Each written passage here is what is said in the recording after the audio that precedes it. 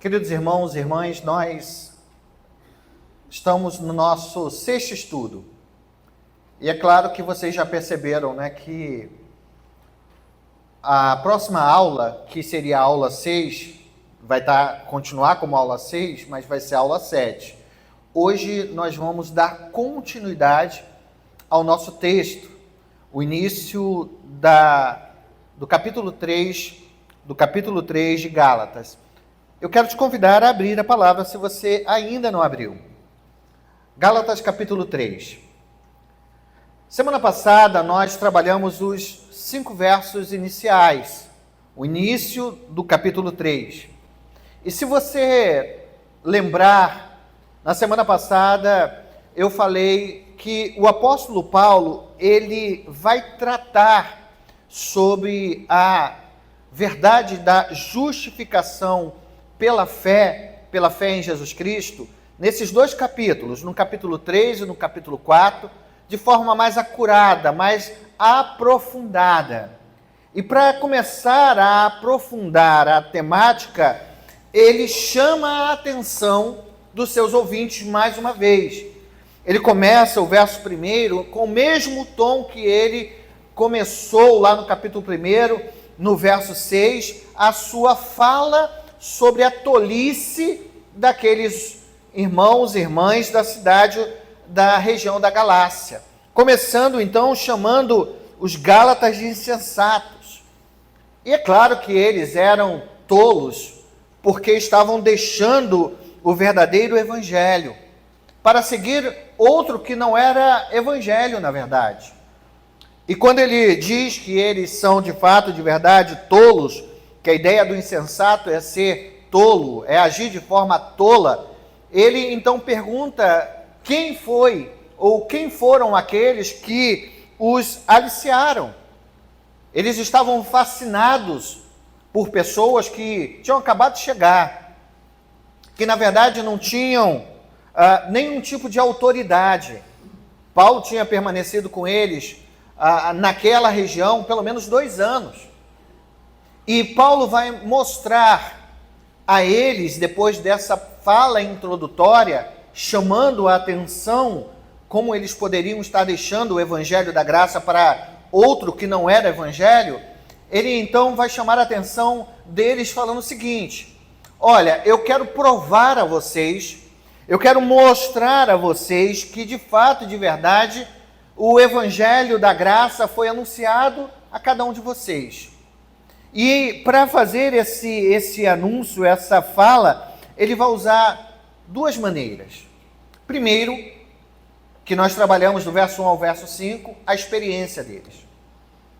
Paulo vai dizer que eles tiveram, de fato, de verdade, uma experiência.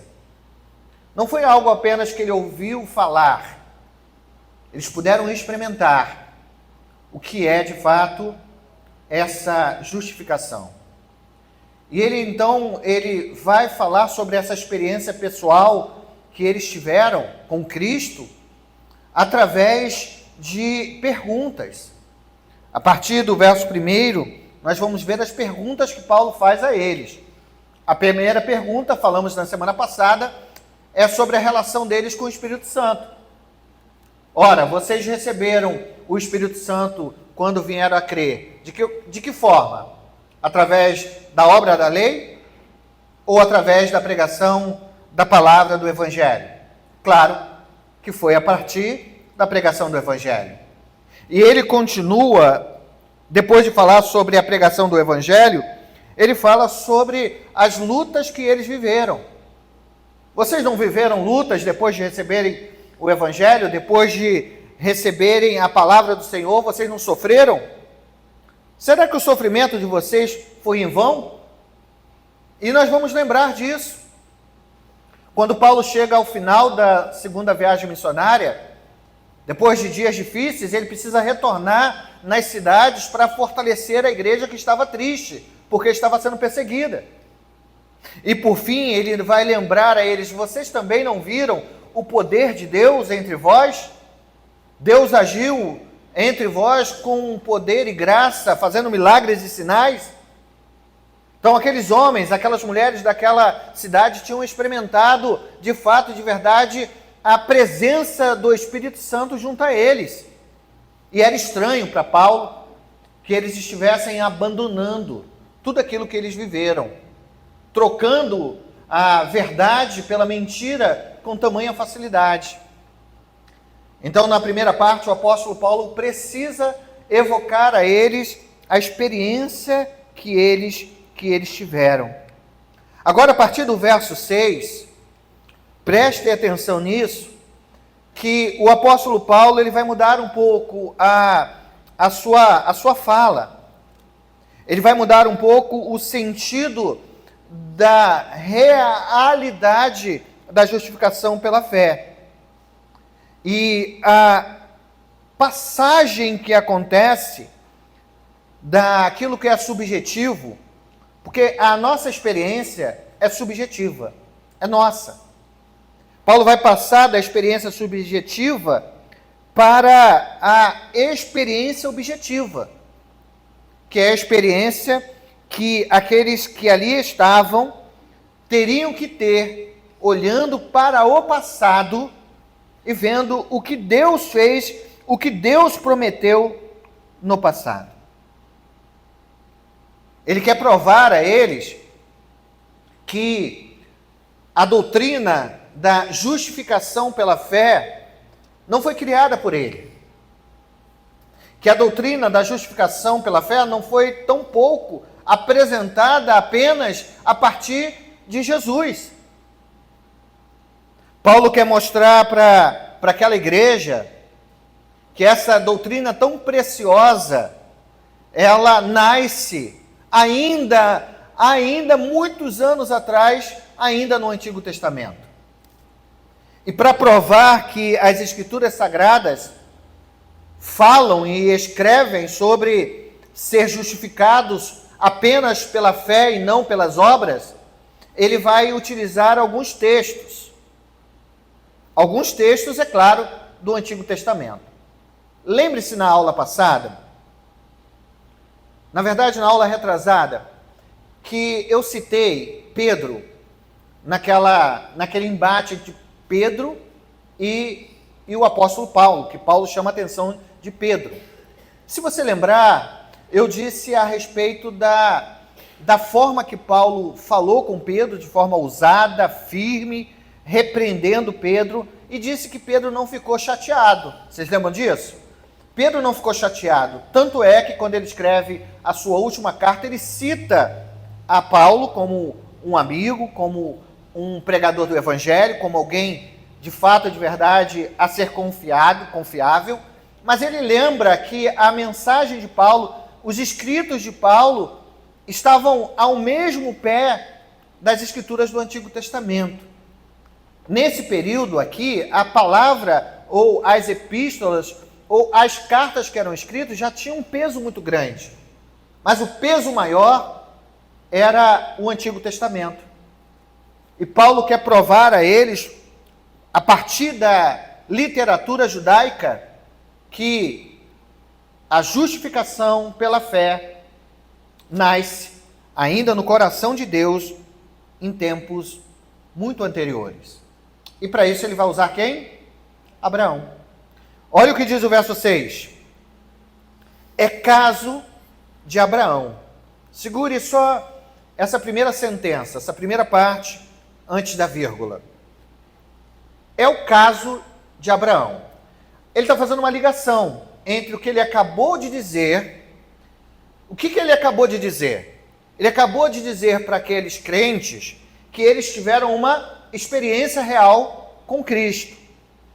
Através da pregação que o apóstolo Paulo levou a eles, pregando Cristo, e Cristo de forma graciosa ao coração deles, que eles receberam o Espírito Santo, que eles passaram por adversidade, mas que viram grandes milagres. Aí Paulo vai olhar e vai dizer o seguinte: eu quero trazer um exemplo para vocês de alguém que viveu no passado e viveu as mesmas experiências que vocês. Por isso que ele diz, é o caso de quem? De Abraão. Qual o motivo de Paulo citar Abraão. O motivo é claro. Quando os judaizantes, eles chegavam em determinada cidade, apresentando e dizendo, olha, a mensagem de Paulo não é completa. Não é mentira. O que Paulo está pregando é verdade. Cristo é o Salvador. Mas ela não está completa. Porque não adianta apenas crer em Jesus. Você tem que crer em Jesus, guardar toda a lei. E se você não guardar a lei, a salvação não vai acontecer. Se você não guardar os sábados, se você não guardar as cerimônias, se você não guardar a questão alimentícia ou até mesmo a circuncisão, não adiantou nada crer em Jesus. Não era isso que eles diziam? Era isso que eles diziam. Mas para consolidar a sua fala, para trazer peso à sua fala, é igual o pregador. O pregador vai falar sobre algo e geralmente ele usa alguém, um teólogo forte, para sustentar o seu argumento.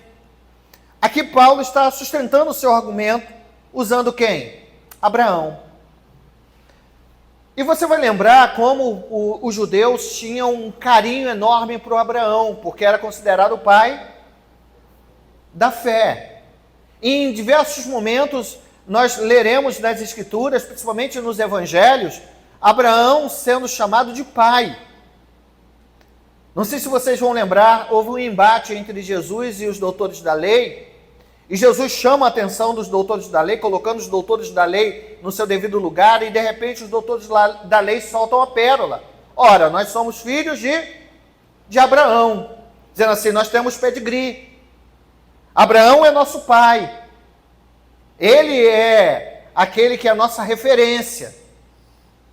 Então, como eles usavam Abraão para justificar a sua falsa mensagem, o seu falso ensino, Paulo vai utilizar exatamente ele para começar a mostrar de fato, de verdade, aprofundar-se sobre a verdadeira razão da fé e o que a fé produz no coração daquele que a exerce. É o caso de Abraão, diz ele, que creu em Deus e isso lhe foi imputado para justiça. Essa frase de Paulo já coloca por terra todo o argumento, ou todos os argumentos dos judaizantes. O que ele vai dizer? Abraão experimentou Deus. Abraão teve uma experiência real com o Senhor. Mas para que essa experiência real que ele teve com o Senhor fosse validada, Abraão precisou acreditar em Deus. Abraão precisou confiar na palavra de Deus. E a partir do momento em que Abraão acreditou em Deus, Abraão exerceu fé na palavra poderosa de Deus para com ele, algo aconteceu. E o que acontece? Esta fé, esse crer, esta confiança lhe foi imputado para justiça. Da onde Paulo tira esse texto? De que momento histórico Paulo está falando? Vamos dar uma olhada aonde é que Paulo tira essa frase tão linda. Gênesis capítulo 15. Gênesis capítulo 15, verso 6. Gênesis 15, verso 6. Qual é o contexto desse texto? Lembremos-nos que Abraão, assim como toda a sua família, eram idólatras. E esse era o fato. Em determinado momento da sua vida, do seu viver, ele vivia na sua região, vivendo junto com a sua família, fazendo o que precisava fazer, adorando os deuses como a sua família adorava. De repente, ele é visitado por Deus. Capítulo 12 de Gênesis mostra esse visitar de Deus.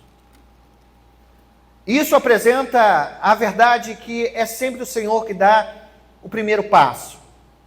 A iniciativa de resgatar, de chamar, é sempre do Senhor. E o capítulo 12 diz que Abraão vivia na sua terra, na sua parentela, junto com os seus, e o Senhor vai até ele e diz a ele: Abraão, sai da tua terra, da tua parentela e da casa de teu pai, e vai para a terra que eu te mostrarei. E de ti farei grande nação, e te abençoarei, e te engrandecerei o nome, se tu uma bênção. Abençoarei os que te abençoarem, e amaldiçoarei os que te amaldiçoarem. Em ti serão benditas todas as famílias da terra. E diz o texto que então partiu Abraão. Deus chamou Abraão, foi até Abraão e o vocacionou, o tirou da onde ele estava. Abraão ouviu aquela voz. E que Abraão fez? Obedeceu.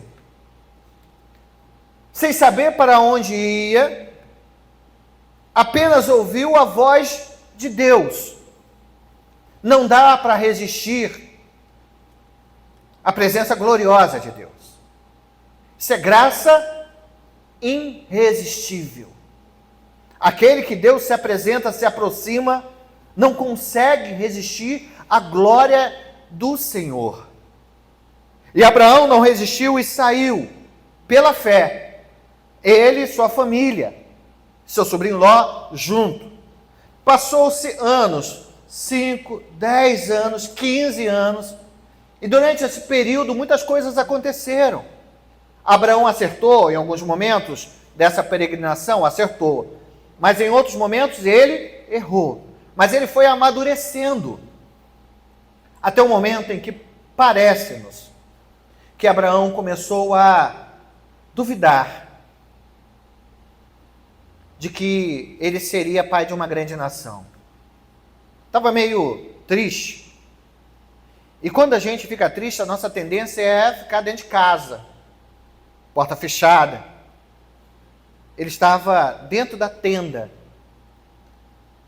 quietinho na dele, refletindo sobre o que ele viveu até ali, com certeza cheio de dúvidas. E Deus então o visitou. Não foi um anjo, foi a própria graça, foi o próprio Deus que chegou até onde Abraão estava. E então começa um diálogo com Abraão, relembrando a Abraão as promessas que ele havia feito. E aí no verso 5, capítulo 15, nós temos o texto dizendo: então conduziu-o, ou seja, o Senhor conduziu Abraão até o lado de fora. Imagine a cena, então Abraão no deserto, ele vê as estrelas sem nuvem alguma, aquele céu lindo e estrelado, e o Deus da graça diz: olha para os céus e conta as estrelas, se é que tu podes. E lhe disse: será assim a tua posteridade, será assim a sua descendência. E diante da palavra do Senhor, diante da ação de Deus, mais uma vez, a resposta de Abraão está no verso 6. E Abraão, e o texto diz que ele creu. Creu em quem? No Senhor. Creu na palavra, acreditou, confiou naquela palavra de Deus, já sendo ele o quê? Um senhor, alguém que já estava no final da vida, e ainda mais a sua esposa Sara era estéril. E mesmo assim o texto diz que ele confiou, ele acreditou, ele esperou no Senhor. E aquela atitude de fé de Abraão lhe permitiu ser considerado, feito por Deus, justo. Porque o texto diz, então, lhe foi imputado para justiça. A palavra, o termo imputado, que é usado aqui, é o mesmo sentido usado por Paulo no texto que nós lemos no capítulo 3, verso 6 de Gálatas. O que é imputar? É creditar. Imputar é, então, dar crédito. A gente pode, então, dizer no texto que, pelo pai Abraão ter acreditado, confiado, isso lhe fez ser justo. Deus o considerou justo. A palavra justo aqui é a ideia de reto, a ideia de não perfeito no sentido absoluto da palavra, mas alguém que Deus fez com que esta pessoa fosse considerada justa, salva diante dele. É isso que Paulo está dizendo. É relendo esse texto que Paulo está olhando para aquela situação. Voltem para o texto de Gálatas. Está afirmando que Abraão, ele foi justificado, foi considerado justo, simplesmente pela fé. A fé na palavra de Deus. Aonde Paulo quer chegar? Paulo quer que aqueles crentes entendam que Abraão, ele não foi justificado por meio de obras, mas ele só foi justificado por meio da sua fé. Não foi propriamente qualquer tipo de trabalho de Abraão que o levou a ser considerado justo. Pelo contrário, a única coisa que Abraão teve que fazer é acreditar. E todas as coisas na vida de Abraão e na sua família, todas as promessas de Deus foram realizadas. É preciso aqui abrir aspas, lembrando mais uma vez do perigo do judaizante.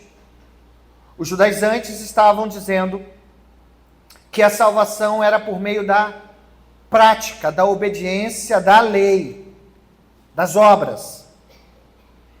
Os judaizantes diziam que as pessoas precisavam se tornar judeus, precisavam guardar cada âmbito da lei, cada parte da lei, cada pedacinho da lei, senão não haveria validade nenhuma em Jesus Cristo ter morrido na cruz do Calvário.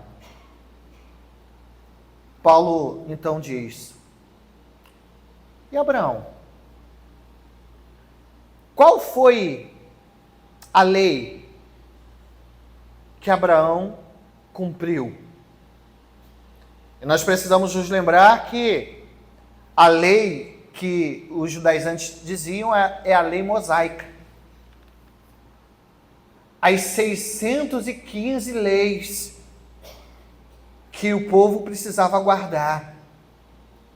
A lei que foi dada por Deus para o povo, em que momento da história?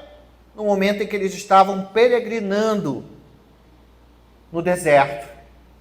Quando Moisés sobe até o monte, permanece lá 40 dias, e Deus dá a tábua das pedras da lei para que o povo pudesse obedecer. Você lembra disso? Passou-se até aquela lei, a lei mosaica, aproximadamente 450 anos. Não havia lei mosaica. Abraão era alguém que, assim como os gentios, era um adorador de outros deuses. E que foi salvo simplesmente pela fé. É por isso que ele usa Abraão como sua referência. Porque simplesmente Abraão teve que acreditar, E Deus então o salvou, e Deus mudou a sua vida, e Deus realizou o pacto, a aliança que ele mesmo fez com Abraão. Agora Paulo continua o seu argumento. Primeiro, ele prova que Abraão não foi salvo pela obra da lei, mas ele foi salvo pela fé, fé em Deus, na palavra do Senhor, assim como aqueles gentios. Aqueles gentios foram salvos pela pregação do Evangelho, não pela lei, porque eles não conheciam, eles desconheciam a lei de Moisés. Paulo então continua o seu argumento no verso 7 dizendo: sabei, pois, que os que são filhos de Abraão, esses sim, são o quê? Os da fé. Imagine a cena, Paulo escrevendo e aquelas pessoas estariam lendo esta carta, e esta carta seria lida tanto para a igreja quanto para os judaizantes. E então ele argumenta dizendo: vocês não dizem que são filhos de Abraão? Enche o peito porque são descendentes consanguíneo de Abraão. Enche o peito dizendo que o pai de vocês é Abraão. Agora eu vos digo que, de fato e de verdade, os que são da fé, esses são os que são filhos de Abraão.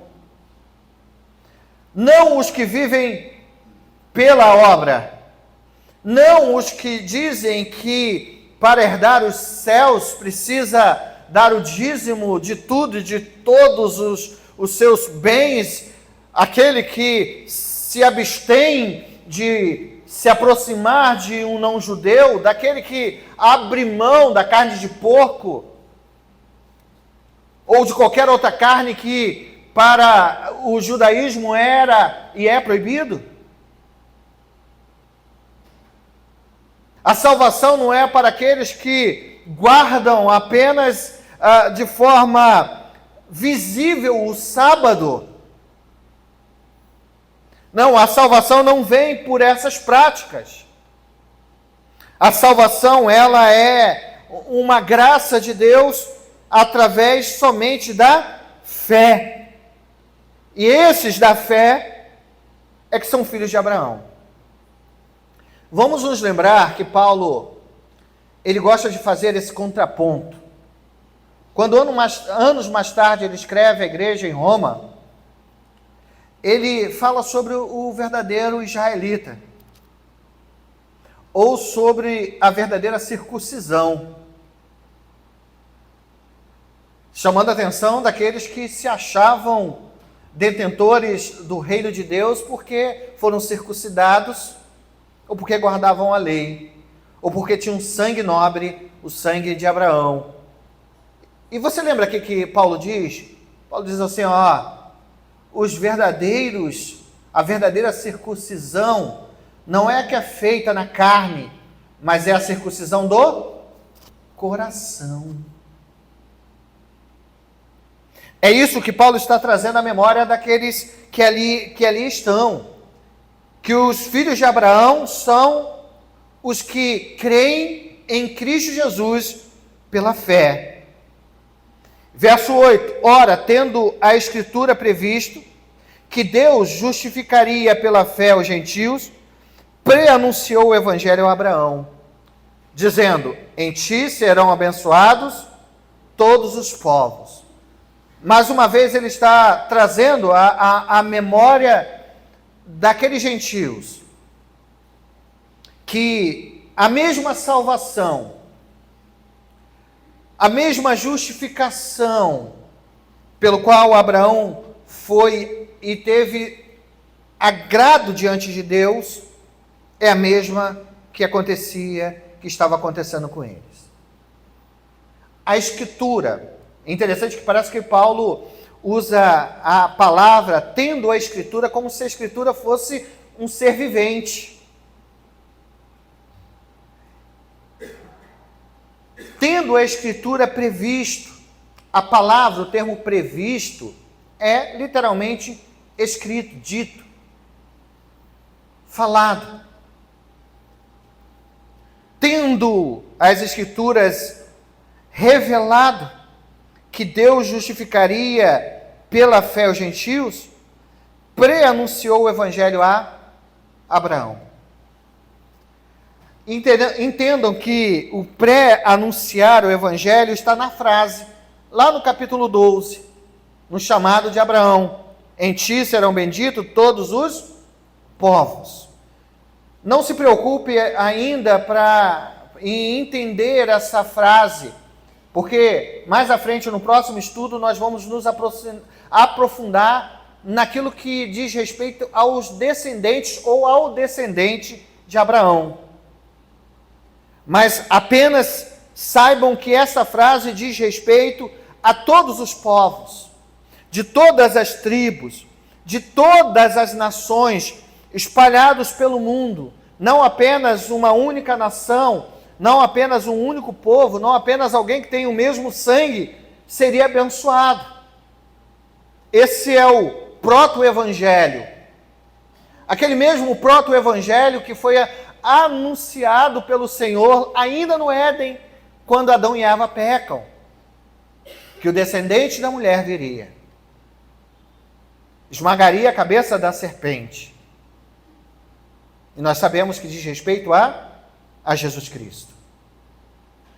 Paulo, então, lembra que as Escrituras, são elas, as Escrituras, que afirmam sobre a salvação pela fé. Então, fiquem sabendo, aqueles que dizem que essa doutrina da justificação pela fé é uma doutrina escrita, é uma doutrina inventada por João Calvino ou por qualquer um dos reformadores. Certa vez eu ouvi alguém dizer assim: não, porque os reformados inventaram dessa doutrina.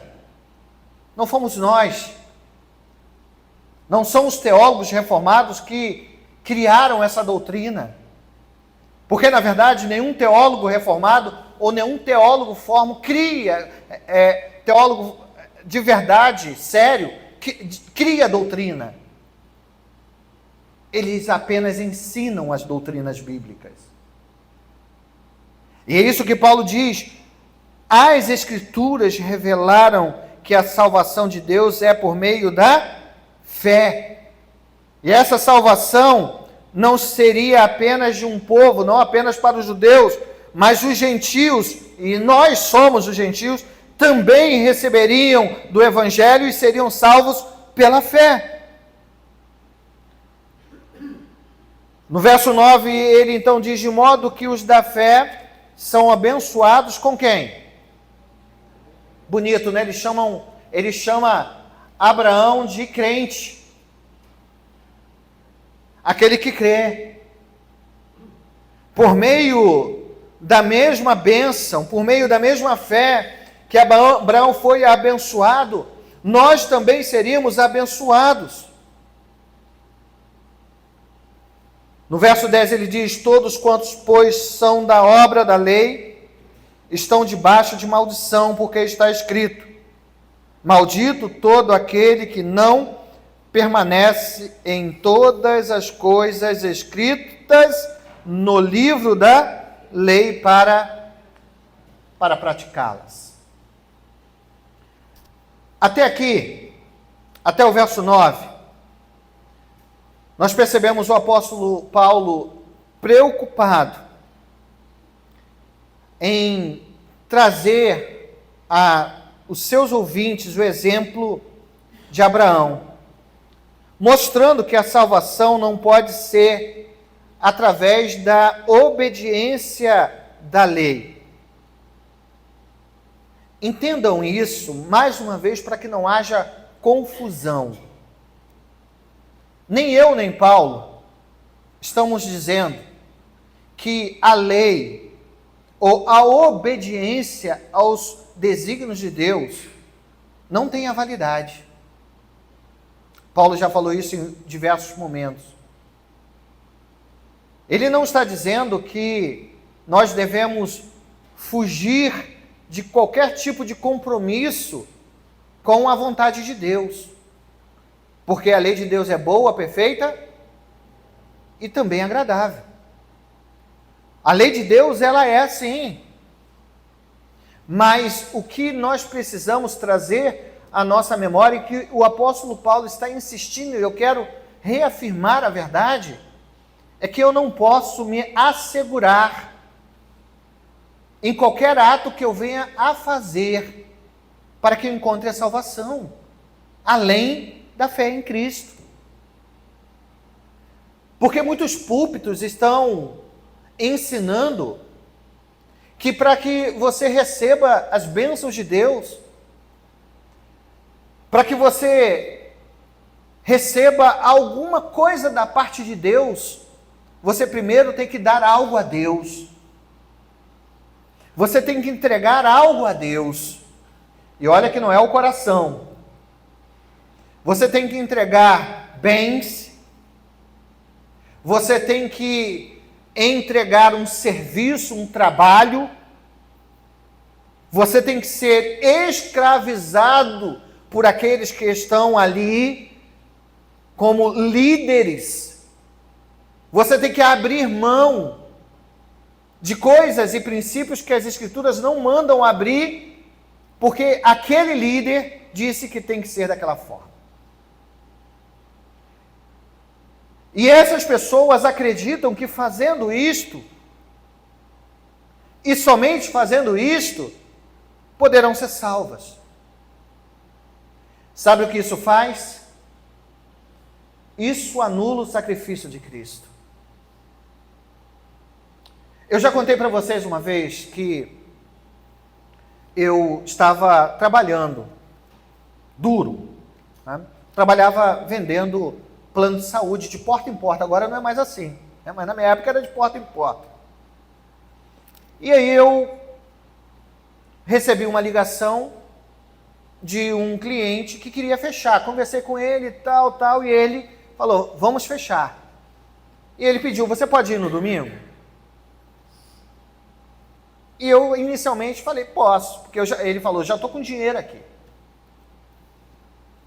Só que eu lembrei depois que domingo era o dia que era de descanso, já trabalhava muito, tinha que ir na escola dominical. Eu falei, não vou no domingo não. Eu vou no sábado, um dia antes. Ele já está com dinheiro. Fui sem avisar, errei, né? Confesso que eu errei. Fui sem avisar, cheguei na porta dele e comecei a bater, chamar. E eu olhava do lado de fora e vi o cidadão dentro de casa. E eu gritei mais forte, gritei, bati, e ele não me atendia. Até o momento em que um vizinho ficou tão constrangido, chegou a mim e disse assim, moço, ele não vai atender não. Hoje é sábado. A religião dele não permite ele atender no sábado ninguém, nem fazer nenhum tipo de obra no sábado. Arrumei um jeito e fui para casa. E, é claro, a partir dali eu comecei a estudar e pesquisar a religião dele. E essa pseudo-igreja, que nós presbiterianos consideramos uma seita, pregava e ainda prega que se você não guardar o sábado, a obra de Cristo na cruz do Calvário não tem validade. Era contra isso que Paulo está pregando. Era isso que os judaizantes estavam tentando implantar nas igrejas gentílicas. Verso 9, então, diz, de modo que os da fé são abençoados da mesma forma que o crente Abraão. Mas a partir do verso 10, o apóstolo Paulo vai aprofundar um pouco mais a responsabilidade do cristão viver apenas pela fé e não por aquilo ou qualquer coisa que ele possa fazer que venha agradar a Deus. Todos, ele diz no verso 10, todos quantos. Não tira nem põe ninguém, é todos. Todos aqueles. Pois que são das obras da lei, estão debaixo da maldição. Agora ficou forte, né? Paulo tinha esses altos e baixos na conversa, né? Chama ele de tolo, de insensato. Diz que está preocupado com eles. E agora, mais uma vez, ele vai soltar uma palavra forte. Ele diz: todos que vivem, ou todos que se asseguram para morar nos céus, ou acreditam que vão morar no céu através das obras da lei, eles estão não debaixo da graça, mas debaixo da maldição. Todos quanto se firmam nas suas obras, no seu conhecimento, na sua força, naquilo que fazem, todos esses estão debaixo de maldição. E ele vai explicar o porquê que ele diz que eles estão debaixo de maldição. Mais uma vez ele vai usar as escrituras. E ainda no verso ele vai dizer: maldito todo aquele que não permanece em todas as coisas escritas no livro da lei para praticá-las. Aí que está o grande quê da questão. Paulo não está dizendo que a lei em si ela é má. Mas o que Paulo quer apontar para eles é que Deus, ele deu a lei, ou apresenta a lei, para mostrar aos judeus, para mostrar aos descendentes de Abraão, o que de fato vinha a ser o transgredir a lei de Deus. Quando ele apresenta e traz cada uma das leis, dos princípios que o povo deveria obedecer, a régua é lá em cima. Os 10 mandamentos, o princípio das leis, os 10 mandamentos, precisava ser obedecido na íntegra. Não adiantava obedecer 9 mandamentos, apenas um mandamento deixar de obedecer. E também não adiantava guardar os 10 mandamentos e não praticar o abster-se dos alimentos que eram proibidos. A lei mostra então, a lei revela então quem nós somos. O propósito da lei é apresentar a nós a nossa realidade pecaminosa. A verdade de que todos pecaram e todos pecarão. E por terem pecado, foram destituídos da glória de Deus. A lei não era para que o povo não pecasse, porque o povo iria pecar de qualquer jeito. A lei era para mostrar que homens e mulheres, em tempo algum, poderiam ser salvos por si mesmo, por sua força, por sua obediência. Porque ninguém pode obedecer a Deus o tempo inteiro. E para salvar alguém, é preciso que esse alguém seja perfeito. Então, por isso que a lei mostra o quanto somos incapazes, pecadores, o quanto não merecemos nada de bom da parte de Deus, apenas o julgamento de Deus. Porque no livro da lei, conclui ele no verso 10, diz que aquele que não praticar a lei é maldito. Anátema. Merece ser excluído do povo de Deus. Aí está o grande problema da lei, do achar que pode ser salvo mediante a simples obediência de ritos, porque ninguém pode fazê-lo de forma constante, diária.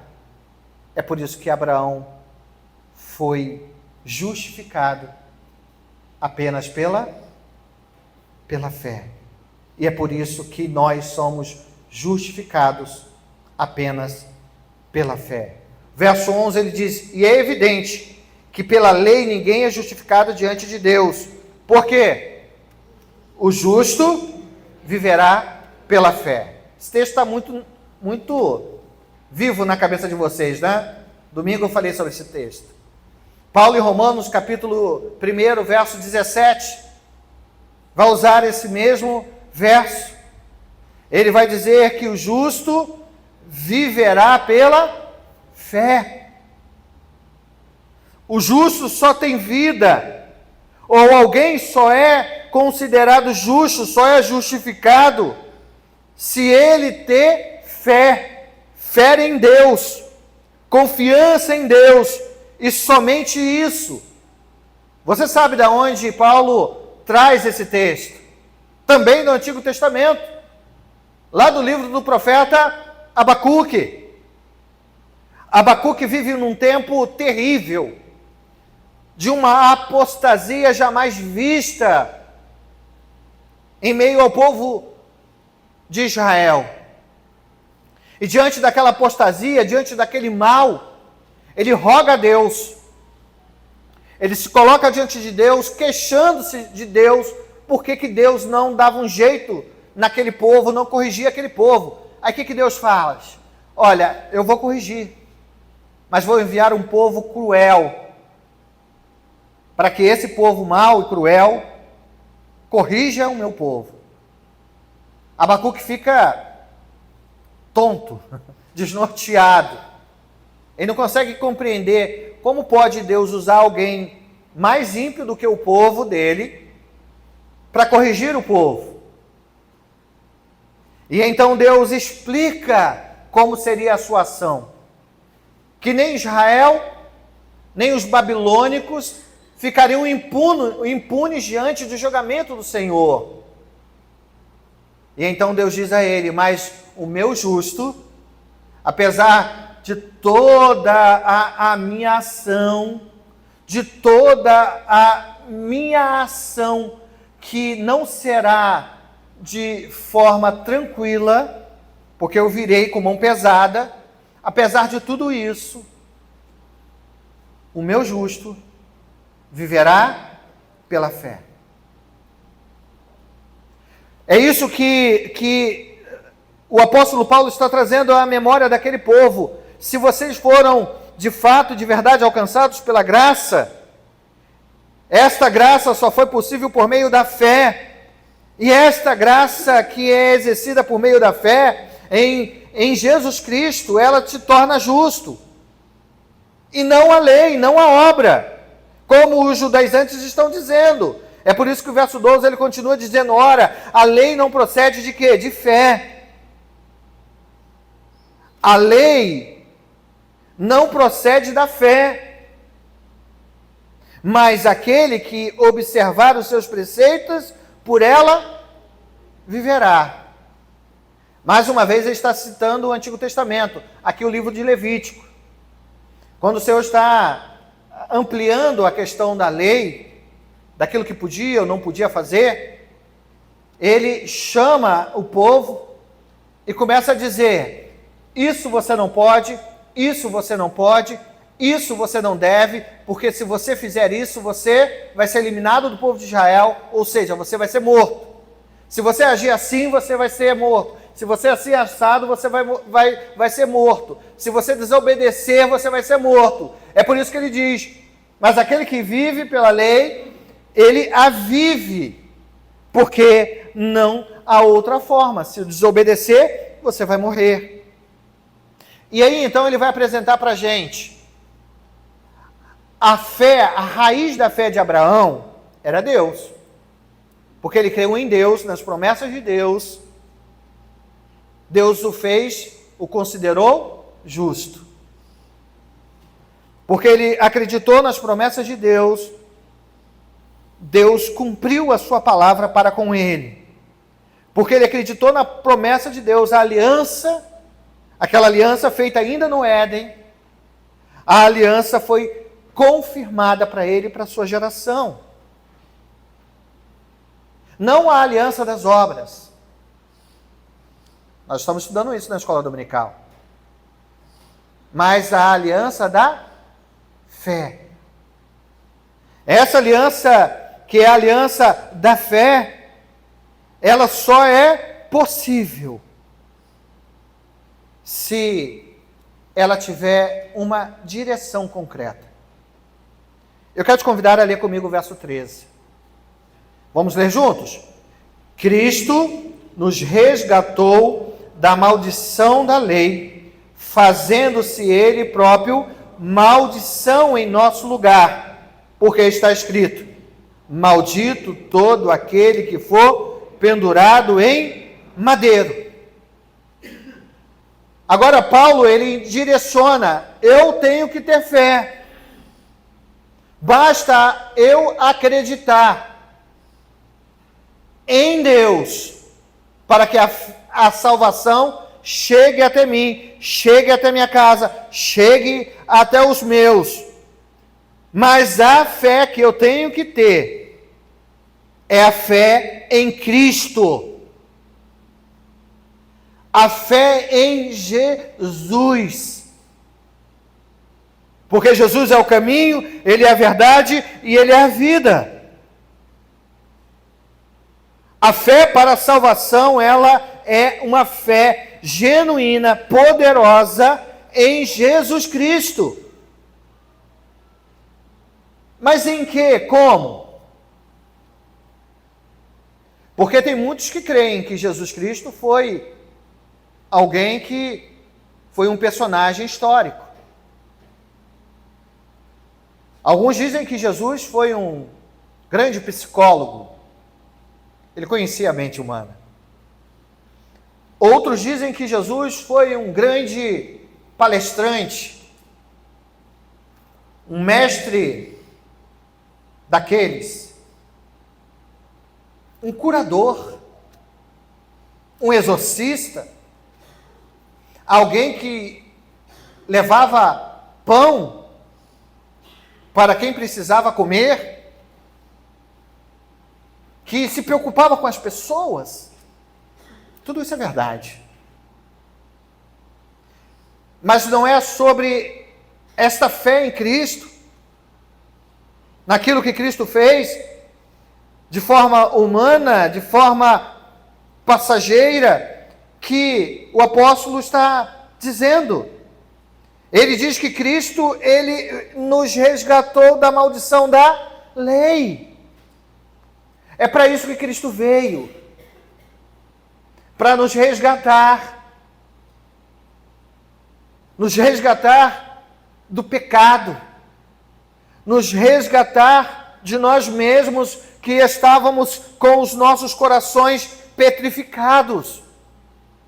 Cristo veio para nos resgatar da maldição da lei. Nós não podíamos cumprir a lei. Nós não poderíamos obedecer cada princípio, cada tio da lei. E então Jesus veio e obedeceu por nós. Ele veio e fez aquilo que nós não poderíamos fazer. Ele tomou o nosso lugar. Aonde nós deveríamos estar, Jesus foi colocado naquele maldito madeiro, na cruz do Calvário.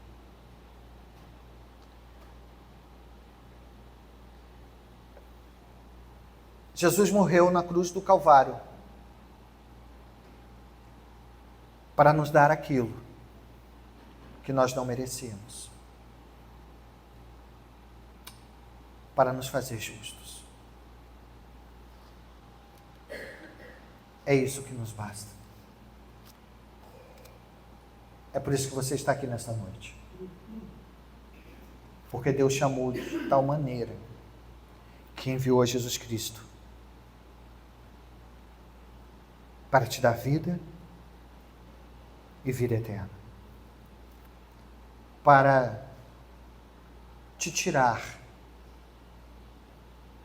do cativeiro do pecado. Para nos dar vida e vida eterna. Cristo é tudo. É o que mais nos importa. Na verdade, é a única coisa que nos importa. E o verso 14, Paulo conclui dizendo que Cristo morreu na cruz do Calvário, se tornou maldito em nosso lugar.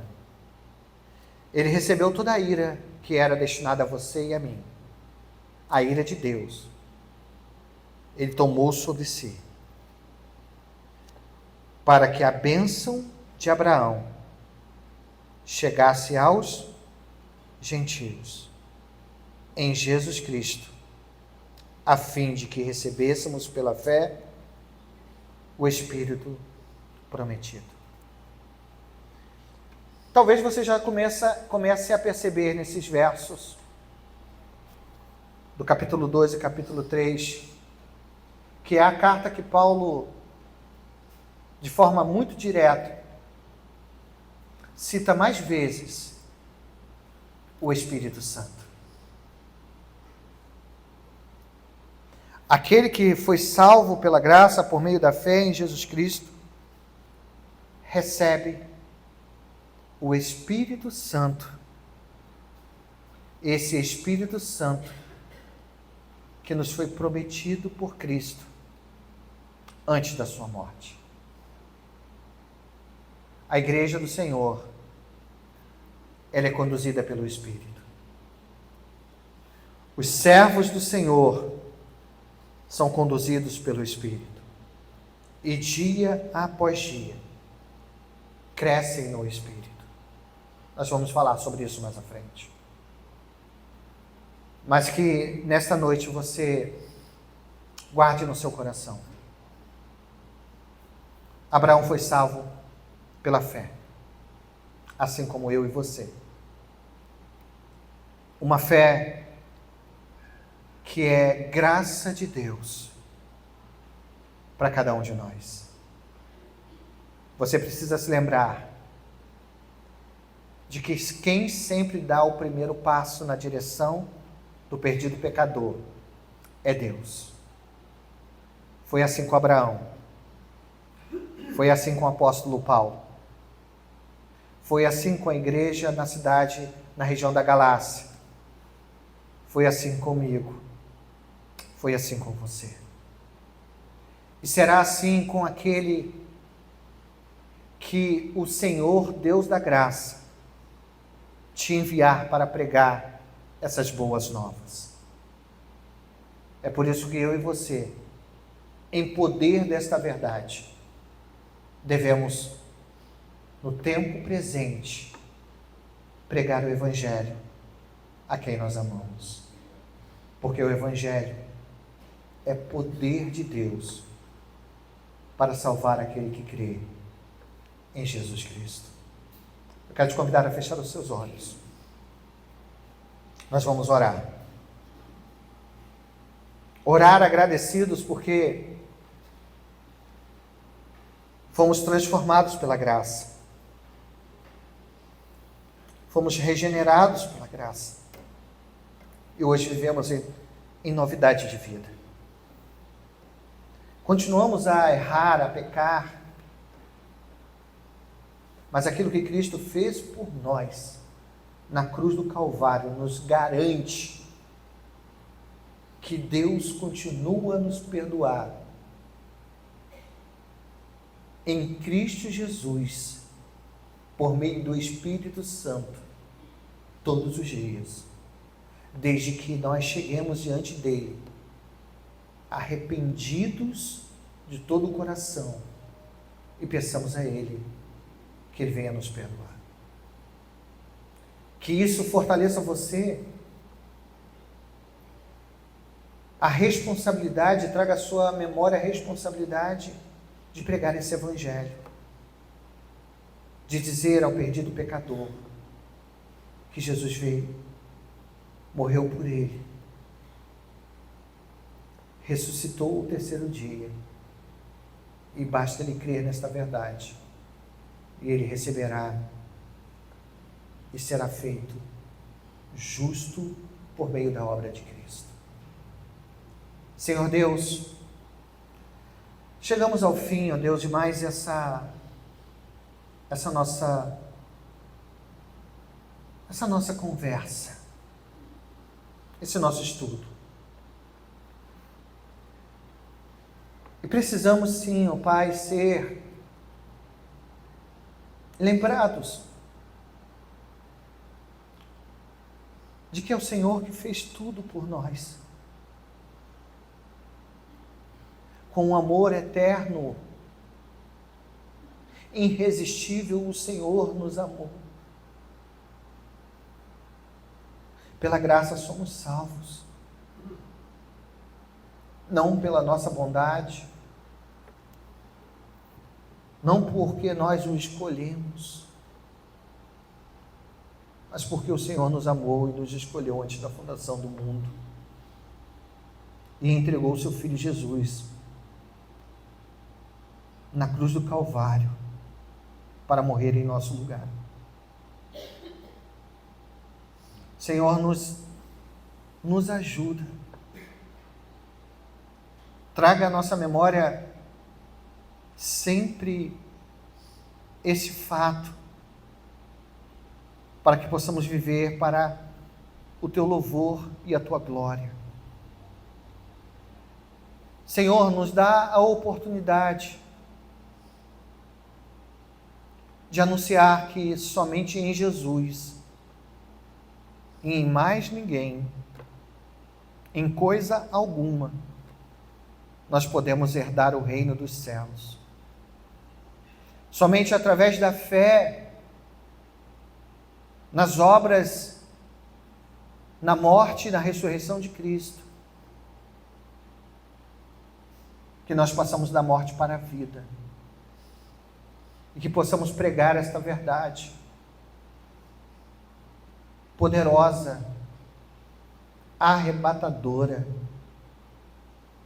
do Evangelho da graça, desse Evangelho que é poder de Deus.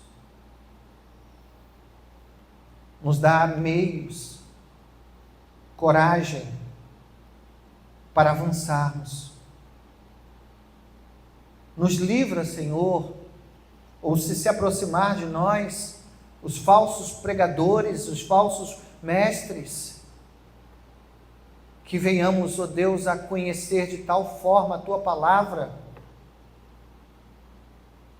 que venhamos a dizer não à mensagem falsa e continuar a viver no caminho certo, o caminho do Espírito. Nós oramos agradecidos por essa noite e por todas as noites da nossa vida. Mas oramos também, ó Deus, nesta hora, trazendo à nossa memória o nosso dever de pregar o Evangelho a toda criatura. E a partir de quinta-feira, teremos a oportunidade de pregar o Evangelho a crianças. A nossa EBF estará iniciando na quinta-feira. E a oração que te faço, ó Deus, é que tudo quanto desejamos fazer, o que cada um, ó Deus, compromissado com esse trabalho evangelístico preparou, seja para a glória do teu nome. Eu quero te pedir, ó Deus, que o Senhor abençoe toda a equipe, que haja sabedoria vinda dos céus. As crianças não virão aqui apenas para brincar, não apenas no intuito de estar vivendo momentos de férias, mas elas virão aqui nesses 3 dias, Senhor, para ouvir do teu evangelho, porque esse evangelho foi para elas também, porque sabemos, ó Deus, que as crianças precisam ser salvas da mesma forma que os adultos, por meio da obra vicária de Cristo. Que cada mensagem, Pai, seja impactante ao coração dessas crianças. Cuide, Senhor, da segurança dessas crianças aqui conosco. E que do fruto desta EBF, tenhamos aqui em nossa casa de oração mais e mais famílias vivendo para a glória do teu nome. Nós te pedimos isso com a certeza que nossa oração subiu ao céu dos céus. Louvamos a ti, Jesus, e oramos em teu nome. Amém.